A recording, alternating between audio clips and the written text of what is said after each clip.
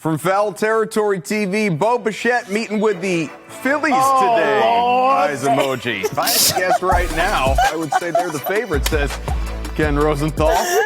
Oh, Lord. Two of you. The Phillies? They got money. That's a problem. It's getting better and better, you guys. Wait till the next tweet that says, the Yankees. Oh, no, Lord. don't even. Could it be the Red Sox? Maybe. We'll find out. Lou Merloni, it's a Merloni Monday on Boston's Into the Chat back in our Salem 5 studios. He doesn't look happy. Yeah, I mean, it's good to see you. I don't know if you think it's good to see us because you know what we're going to talk about. Yeah. I don't need to tell our viewers, our listeners, where Alex Bregman is at this point in time, the Chicago Cub. Lou, we've been talking to you for weeks. All along the way, I've been asking you every time I see you. Yes, you have. Are the Red Sox going to re-sign Alex Bregman? And you basically each time have said you believe he wants to be here and that ultimately the Red Sox are going to do what it takes to make that a reality. So let's just start with that. How surprised are you that now he's calling Chicago home?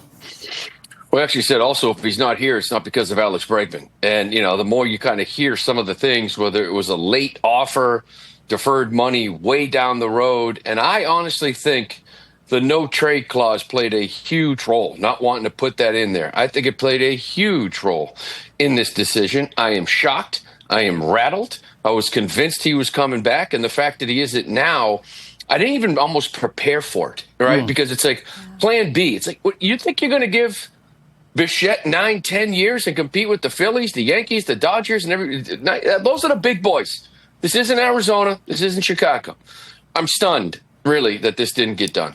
Yeah, so Lou, the last time I saw you was 2 days ago at FanFest. Yeah. And it was great to see you there, but it was before all of this came down. And it was, hours before all of this came down. Yeah. Do you think that FanFest, as an event, played any part in when this news broke? Timing-wise, because it broke after. Was there any discussion, do you think, between Bregman's side and maybe Craig Breslow or the Red Sox and look, can we just announce this after FanFest and let them the fans have a day and let everybody be happy? And do you think that it even factored into it at all? Because the timing was very interesting. I would say this. I don't think so for the simple fact that I think there were conversations going on throughout FanFest with Craig Breslow on multiple occasions. So I think there were times when he was very busy and he looked very intense. And so I think that was going on during it. I think the Red Sox thought they had him. I think they thought they had the best offer out there. And, it is one, you don't sit at the table and say, okay, this is what I have, like proof. You're believing Scott Boras, who's the best in the game. I got a better offer. And it's like, well, I don't think you do. Well, it turns out that he did. So, but I think it was going on during it. Lou, I'm dying to ask you this because, no one's going to give you your flowers other than us, and we're giving it to you. You have sat up here, my brother, and you have called all these contracts to a number. I mean, honestly, you told us what Alonso would look like. You told us you thought Schwarber would be coming back and they wouldn't let him. I mean, you have called everything number-wise down to the T. So I'm going to ask you about Bo Bichette. Lou, are we talking 8 years, 250? I've seen people on my timeline saying 300. What would a Bo Bichette to the Red Sox deal numbers-wise look like, Lou?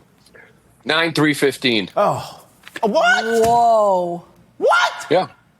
I mean, 35 a year.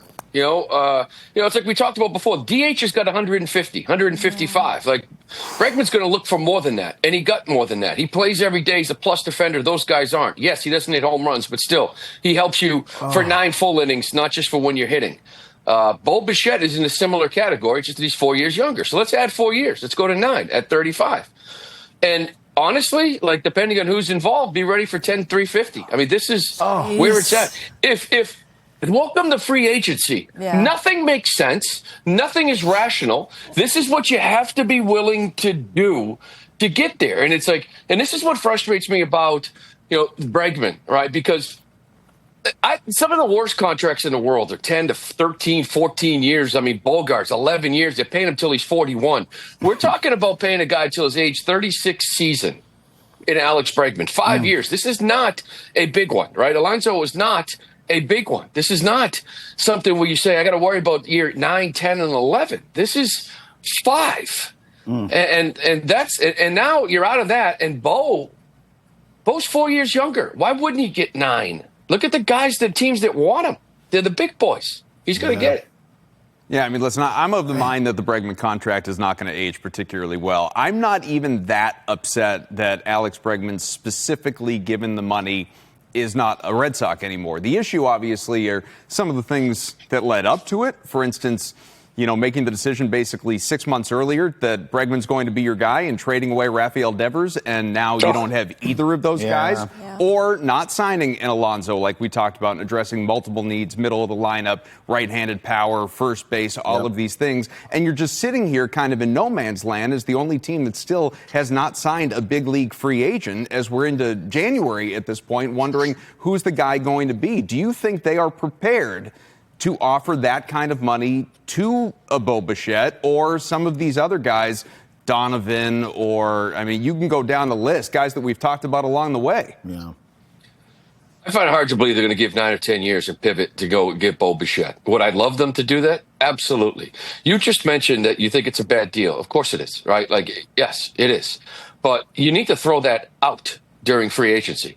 You need to stop talking about how the last year or two is going to be maybe a wash, or this isn't a reasonable deal, or this isn't monetarily really what he's worth.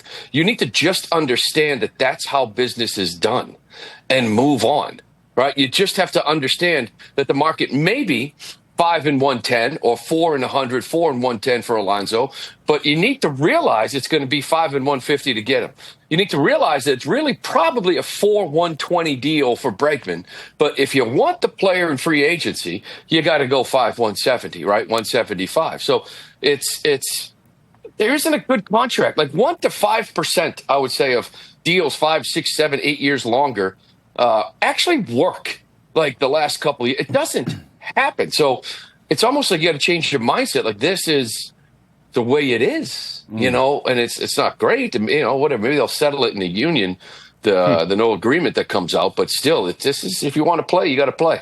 The only one of those gigantic deals, like maybe historically in baseball, that ever actually worked all the way through was the Manny Ramirez 8-year deal. I was thinking about that. It's the only one. Yeah. 1%. That deal 5%. The A-Rod one seemed so big at the time, and now we're talking like $1 billion. It's insane. For lesser players. Yeah, it's insane.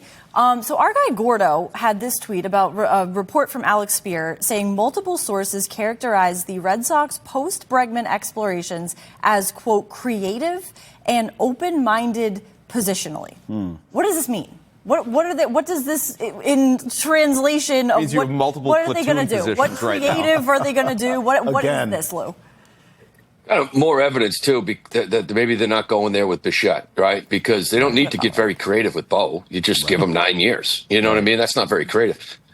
Yeah, they need to get creative, right? Because we kept saying you got to get Bregman in here, and then then you can maybe think about moving another outfielder or whatever, but your lineup's not good enough. So creative, yeah. I'd like to know what that is, but you got to find a second baseman or third baseman. Like you can cover one of them. I don't think you want to cover both of them. I just think you're really thin if you think you can. So creative, whether it's trades, whether it's other type signings or being defensive, going to defensive minded, maybe jumping back into a free agent signing, a guy like Ranger Suarez, right? Bringing in a pitcher and then feeling like you can move a guy from your pitching depth. Because I don't know if you want to do that right now for another arm, another bat, because you're starting to get a touch thin there as well. Right. Lou, we got to go quick with this one before we let you go, but the Red Sox had a great offseason last year. Yes. And then, of course, Crochet gets the new contract. Anthony gets the new contract. They go on that run. They're a playoff team. Breslow comes out, says a lot of big things at the start of this offseason, many of which have not yet delivered. Has this team lost all or a lot of that goodwill built up with fans over the course of the last year by letting Bregman go?